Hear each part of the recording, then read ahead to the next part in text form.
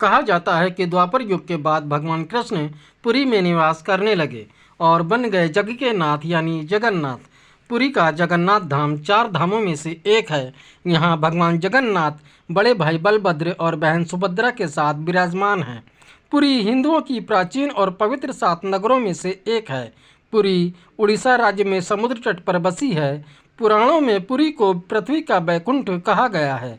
इसे श्री क्षेत्र, श्री पुरुषोत्तम क्षेत्र, शाक क्षेत्र, नीलांचल, नीलगिरी और जगन्नाथपुरी भी कहते हैं। ब्रह्म और स्कंद पुराण के अनुसार यहाँ भगवान विष्णु पुरुषोत्तम नीलमाधव के रूप में अवतरित हुए और सबर जनजाति के परम पूज्य देवता बन गए। सबर जनजाति के देवता होने के कारण यहाँ भगवान जगन्नाथ का रूप कबीलाई देवताओं की तरह है। पहले कबीले के लोग अपने देवताओं की मूर्तियों को काष्ठ से बनाते थे। इसी कारण जगन्नाथ मंदिर की मूर्तियां अब भी काष्ठ से बनाई जाती हैं।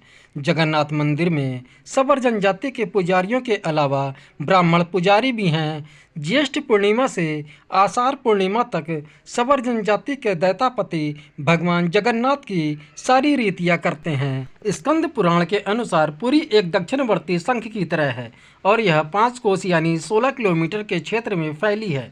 इस मंदिर का सबसे पहला प्रमाण महाभारत के वन पर्वों में मिलता है। पुरी के मंदिरों में कई सेवक होते हैं जिन्हें दैतापति कहा जाता है। राजा इंद्रद्युम्न मालवा के राजा थे। इनको सपने में भगवान जगन्नाथ के दर्शन हुए थे, जिसके पश्चात मंदिर का निर्माण किया गया। ऐसा कहा जाता है कि मंदिर में स्थापित भगवान जगन्नाथ की मूर्ति को जिस पेड़ की लकड़ी से बनाया गया था, वह पेड़ द्वारिका से बहकर पुरी के समुद्र में आया था। कहा जाता है कि भगवान की मूर्तियां बनाने हेतु भगवान विश्वकर्मा एक बूढ़े व्यक्ति का रूप रखकर आए तथा कहा कि वह भगवान की मूर्तियां बना देंगे, पर शर्त यह रखी कि वे 21 दिन में मूर्तियां बनाएंगे और अकेले में बनाएंगे, कोई उन्हें बनाते हुए नहीं देख सकता।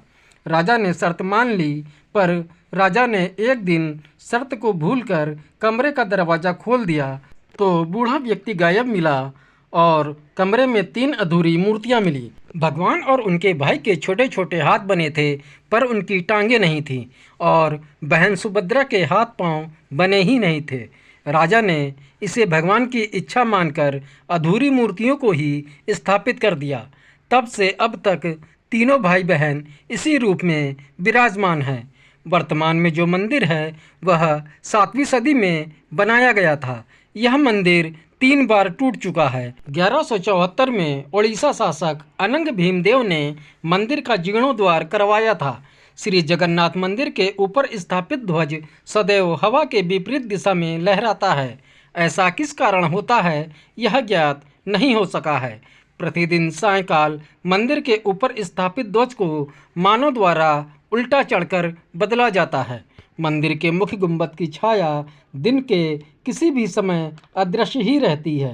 पुरी में किसी भी स्थान से आप मंदिर के शीर्ष पर लगे सुदर्शन चक्र को देखेंगे तो वह आपको सदैव अपने सामने ही लगा दिखाई देगा। इसे नील चक्र भी कहते हैं। यह अष्टधातु से निर्मित है। सामान्य स्थानों में हवा समुद्र से जमीन की तरफ आती है, पर पुरी में इसका उल्टा होता है। यहाँ हवा जमीन से समुद्र की तरफ जाती है। मंदिर के ऊपर गुंबद के आसपास कोई पक्षी उड़ता हुआ नहीं देखा जाता। मंदिर में 500 रसोइये 300 सहयोगियों के साथ मिलकर भगवान जगन्नाथ का प्रसाद बनाते हैं और लगभग 20 लाख भक्त यहाँ भोजन कर सकते हैं। प्रसाद की एक मात्रा भी यहाँ पर व्यर्थ नहीं जाती। मंदिर की रसोई में प्रसाद पकाने के लिए 7 बर्तन एक दूसरे पर रखे जाते हैं और सब कुछ लकड़ी पर ही पकाया जाता है। इस प्रक्रिया में सबसे ऊपर के बर्तन में सामग्री सबसे पहले पकती है, फिर क्रमशः नीचे रखे बर्तन की सामग्री पकती जाती है। मंदिर के सिंह द्वार में पहला कदम प्रवेश करने पर समुद्र द्वारा निर्मित कोई भी ध्वनि सुनाई देना बंद हो जाती है। मंदिर के बाहर स्वर्ग द्वार है, जहां मोक्ष प्राप्ति के लिए शव जलाए जाते हैं, पर मंदिर से बाहर निकलने पर ही लाशों की गंध महसूस होती है। भगवान जगन्नाथ सहित उनके भाई बहन की हर 12 साल में मूर्तियों का नव कलेवर होता है। आषाढ़ मास में भगवान जगन्नाथ रथ पर सवार होकर अपनी मौसी रानी गुड़िया के घर जाते हैं। यह यात्रा 5 किलोमीटर में फैले पुरुषोत्तम क्षेत्र में ही होती है। वहाँ भगवान 8 दिन रहते हैं। भगवान जगन्नाथ का रथ नंदी घोष है, भाई बलभद्र का रथ तलध्वज है और बहन सुभद्रा का रथ दर्पदलन है। माना जाता है कि 3 बार समुद्र ने जगन्नाथ मंदिर को तोड़ दिया था। तब भगवान जगन्नाथ ने हनुमान जी को समुद्र को नियंत्रित करने हेतु नियुक्त किया था। इस मंदिर में गैर हिंदू धर्म के अनुयायियों का प्रवेश वर्जित है। कहते हैं ईसा मसीह जब कश्मीर आए थे तब वापस लौटते समय भगवान जगन्नाथ के दर्शन किए थे। मंदिर के शिखर को देव विग्रह का मुख और सीढ़ियों को उनकी चरण पादुका माना जाता है, इसलिए मंदिर की सीढ़ियों पर बैठना अशुभ माना जाता है। भगवान का दिल एक ब्रह्म पदार्थ है जो कि जीवित अवस्था में है। यहाँ भगवान को खिचड़ी का भोग लगाया जाता है। पोड़ा पीठा भगवान का पसंदीदा व्यंजन है। इसे चावल के आटे, नारियल, काले चने, इलायची व गुड़ से बनाया जाता है। इसी तरह की वीडियो के लिए चैनल को सब्सक्राइब, वीडियो को लाइक व शेयर करें।